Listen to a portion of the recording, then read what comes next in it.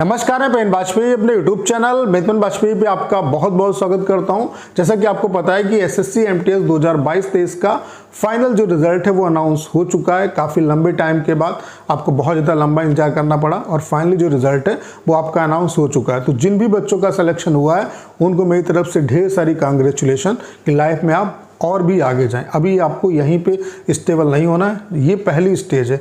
ये आपको सिक्योरिटी देगा। अब आपको टेंशन नहीं है, घर वालों से पैसा नहीं लेना है। अब आगे जो आपका ड्रीम है उसको आपको अचीव करना है। बाकी जिन बच्चों का सिलेक्शन नहीं हुआ उनको हिम्मत नहीं हारनी। ईश्वर ने आपके लिए कुछ बेहतर ही सोच रखा होगा। आप मेहनत करिए, 100% आपका सिलेक्शन होगा। आपको कुछ ना कुछ जरूर हासिल होगा। मेहनत कभी आपकी बेकार नहीं जाती है।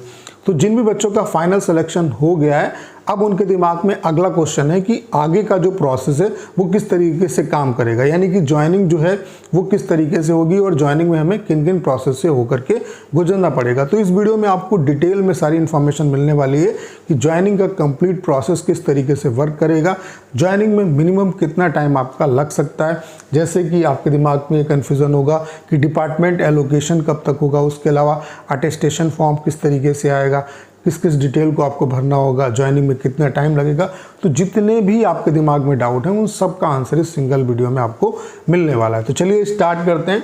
सबसे पहले आप लोग ये देख पा रहे होंगे कि जो आपका रिजल्ट आया है, जो एमटीएस का रिजल्ट आया है और जो हवलदार, चूँकि एमटीएस 18 से 25 और 18 से 27 का इस बार इन्होंने एक साथ रिजल्ट दिया और हवलदार का अलग रिजल्ट दिया। तो एमटीएस वाले रिजल्ट में आप देख पा रहे होंगे, जब आप इस रोल नंबर और जो नाम वाली जो लिस्ट है उसको जब आप डाउनलोड करोगे तो यहाँ पे जो भी कैंडिडेट है उसका नाम है, उसके पिता का नाम है, उसकी डीओबी है और यहाँ पे उसकी रैंक कितनी क्या है, ठीक है, सारा कुछ दिया। और यहाँ पे एलोकेशन आप स्टेट दिया, यानी कि आपका जो स्टेट का एलोकेशन है वो हो चुका है। स्टेट का जो एलोकेशन है वो हो चुका है। आपको पता चल गया है कि आपका किस स्टेट में सिलेक्शन हुआ। जैसे किसी का चंडीगढ़ किसको मिला है, किसी का लखनऊ में सिलेक्शन हुआ है, किसी को दिल्ली मिला है, यानी कि आपको स्टेट का पता चल गया। लेकिन यहाँ पे इन्होंने डिपार्टमेंट का मेंशन नहीं किया, यानी कि आपका अगला जो प्रोसेस होगा वो डिपार्टमेंट एलोकेशन का होगा। सबसे पहले आपको डिपार्टमेंट एलोकेट होगा। आपको ये पता चलेगा कि आपको कौन सा डिपार्टमेंट मिला है और किस तरीके से आपका डिपार्टमेंट एलोकेशन होगा, कहाँ से आपको देखना है, उस सब के बारे में अभी मैं आपको बताऊंगा। उसके अलावा दूसरा क्या है, हवलदार का रिजल्ट। हवलदार में क्या है, चीज़ें क्लियर हैं। हवलदार का जो फिजिकल के लिए भी जो बच्चे क्वालिफाई हुए थे उन्हें पता था कि वो कहाँ पे क्वालिफाई हैं। तो हवलदार के रिजल्ट में आप देखोगे तो यहाँ पे एलोकेशन ऑफ पोस्ट भी दिया हुआ है कि कौन सी पोस्ट पे आपका एलोकेशन हुआ है। तो हवलदार वाले जो बच्चे हैं वो यहाँ से ये समझ सकते हैं कि आपका डायरेक्ट जो है वो डीबी होगा। डिपार्टमेंट में जो भी आपका डिपार्टमेंट आपको मिला है उसमें डीबी होगा। एमटीएस वालों के लिए क्या है कि आपका पहले जो काम होगा वो क्या होगा, डिपार्टमेंट एलोकेशन। अब डिपार्टमेंट एलोकेशन किस तरीके से होगा, आपको कैसे पता चलेगा, कितना टाइम लगेगा। देखिए, डिपार्टमेंट एलोकेशन एसएससी किस तरीके से करता है, किस फार्मूले पे करता है, अभी तक किसी को नहीं पता। एसएससी यहाँ पे क्या है, जैसे सीएचएसएल सीजीएल एग्जाम में क्या है कि आपसे पोस्ट प्रेफरेंस भरा जाता है, उसके हिसाब से आपको पोस्ट मिलती है। यहाँ पे रैंडमली आपको डिपार्टमेंट मिलते हैं। तो सबसे पहला जो काम होगा वो होगा आपका डिपार्टमेंट एलोकेशन का। तो ये किस तरीके से आपको देखना है और आपको कितना टाइम इसमें डिपार्टमेंट एलोकेशन में लगेगा। तो आपको आपका जिस भी स्टेट में सिलेक्शन हुआ है, जिस भी स्टेट में, मान लेते हैं कि आपका उत्तर प्रदेश में सिलेक्शन हुआ है, तो यूपी का जो आपका रीजनल ऑफिस है वो कौन सा लगेगा, एसएससी का जो प्रयागराज वाला है, ठीक है। उसी तरीके से आपका किसी का दिल्ली लगेगा। मतलब जिस भी स्टेट का जो रीजनल ऑफिस होगा वहाँ पे आपको डिपार्टमेंट एलोकेशन के बारे में डिटेल जानने को मिलेगी। अब क्या है कि जो भी जिस स्टेट में आपका सिलेक्शन हुआ है, अब वो देख लो कि वो स्टेट किस रीजन के थ्रू आता है। तो उसकी रीजनल जो वेबसाइट है उसको आपको चेक करना है। वहीं पे आपका डिपार्टमेंट एलोकेशन फॉर्म जो है वो अपडेट होगा। वहाँ पे क्या है कि आपकी लिस्ट आएगी, कंप्लीट लिस्ट आएगी, उसको आप डाउनलोड करेंगे और उसमें आप देख पाएंगे अपना रोल नंबर वगैरह डाल के कि आपको कौन सा डिपार्टमेंट जो है वो मिला है। अब इस डिपार्टमेंट एलोकेशन में कितना टाइम लगता है, देखिए इस का जो टाइम है वो वेरी करता है। किसी किसी डिपार्टमेंट में विदिन 7 डेज आपका हो जाता है, किसी में 15 दिन लगते हैं और किसी में इससे भी ज़्यादा टाइम लगता है। यानी कि इस प्रोसेस को होने में ये आप मान के चल सकते हो कि विदिन 1 मंथ ये जो प्रोसेस है वो आपका कंप्लीट हो जाएगा। विदिन 1 मंथ जो है ये प्रोसेस आपका कंप्लीट हो जाएगा डिपार्टमेंट एलोकेशन का। तो सबसे पहला जो काम होगा वो होगा डिपार्टमेंट एलोकेशन का। तो जब डिपार्टमेंट एलोकेशन हो जाएगा उसके बाद क्या है, उसके बाद आपको डिपार्टमेंट जो भी पर्टिकुलर आपको डिपार्टमेंट मिला है उसके बाद जो है एसएससी का काम खत्म। वहाँ से फिर काम चालू किसका है, डिपार्टमेंट का। फिर आपकी जो ज्वाइनिंग है वो किस पे डिपेंड करेगी, आपके डिपार्टमेंट पे। अब किसी की ज्वाइनिंग फास्ट होती है, किसी की आपकी जो होती है वो स्लो होती है। उसका रीज़न क्या है कि कुछ डिपार्टमेंट जो है वो पुलिस वेरिफिकेशन पहले कराते हैं, तो वहाँ पर ज्वाइनिंग जो है उसमें काफ़ी टाइम लगता है। और कुछ में क्या है, ज्वाइनिंग करा लेते हैं, बाद में पुलिस वेरिफिकेशन कराते हैं, तो वहाँ पे क्या है कि कम टाइम लगता है आपको, ठीक है। कुछ में क्या है कि ज्वाइनिंग से पहले पुलिस वेरिफिकेशन होता है और कुछ में ज्वाइनिंग के बाद कराते हैं, तो इस पे आपका टाइम जो है वो डिपेंड करता है। उसके अलावा पार्टिकुलर जिस डिपार्टमेंट में आपका सिलेक्शन हुआ है उसमें कितने बच्चे जो हैं वो सिलेक्ट हैं, इसका भी आपका इम्पैक्ट पड़ता है, ठीक है। तो डिपार्टमेंट एलोकेशन होने के बाद क्या है कि डिपार्टमेंट आपको मेल करता है। मेल करेगा, उसमें क्या है कि सारी की सारी, और ये जो मेल करेगा, जो भी मेल आएगी, मेल में जितने भी डॉक्यूमेंट आपके अटैच होंगे, ये सारे के सारे डॉक्यूमेंट जो हैं वो आपको ऑफलाइन भी मिलेंगे, ठीक है।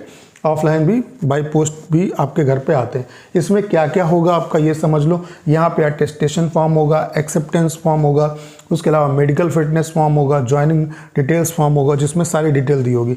ज्वाइनिंग डिटेल जो फॉर्म होगा उसमें दिया होगा कि कब तक आपको अपने डिपार्टमेंट में आना है डीवी के रिगार्डिंग। और उसमें अटेस्टेशन फॉर्म में क्या है कि सारी डिटेल दी होती है कि जैसे कि मेडिकल फिटनेस फॉर्म है, उसमें दिया होगा कि मेडिकल जो सर्टिफिकेट है वो किस फॉर्मेट में आपको बनवाने हैं।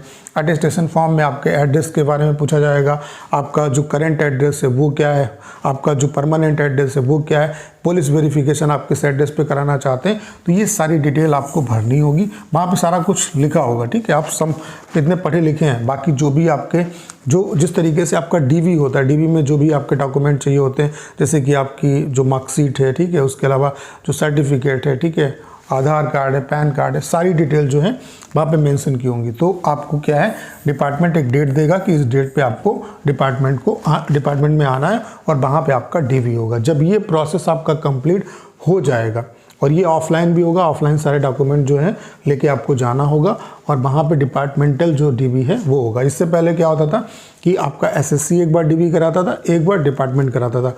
अब क्या है, डायरेक्ट आपका डिपार्टमेंट कराएगा, तो इस प्रोसेस में थोड़ा सा टाइम आपका घट गया। अब ज्वाइनिंग जो है वो जल्दी होगी। पहले आपके डोजियर एसएससी भेजती थी, तो तमाम चीज़ें होती थी, ठीक है।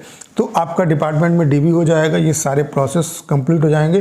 फिर डिपार्टमेंट क्या है कि आपको एक ज्वाइनिंग लेटर जो है वो इशू करता है, जिसमें आपको एक फिक्स डेट दी होती है कि इस डेट पे आपको जो है वो ज्वाइनिंग करनी है। तो ये कंप्लीट प्रोसेस है आपका।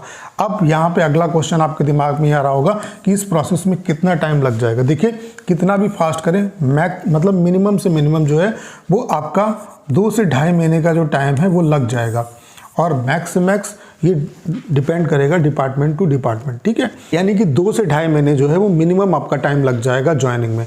यानी कि आप जो है ये आप उम्मीद कर सकते हो कि आपका जो नया साल आने वाला है, इस साल में आपको खुशखबरी मिल जाएगी, आपकी ज्वाइनिंग जो है वो हो जाएगी। क्योंकि अक्टूबर आपका चल रहा है, अक्टूबर के बाद नवंबर, दिसंबर, यानी कि न्यू ईयर जो यानी कि आने वाला जो साल है वो आपके लिए काफ़ी बेहतर है। और इसमें आपकी जो ज्वाइनिंग है वो किसी भी कंडीशन में, ये आप मान के चलो कि जनवरी तक आपकी हो जाएगी, ठीक है।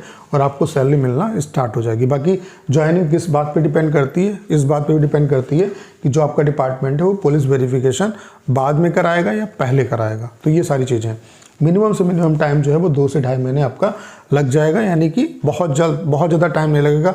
पहले बहुत ज़्यादा टाइम लगता था आपका, 4, 5, 6, इससे भी ज़्यादा टाइम लगता था, 4, 5, 6 महीने तो मिनिमम लग जाते थे।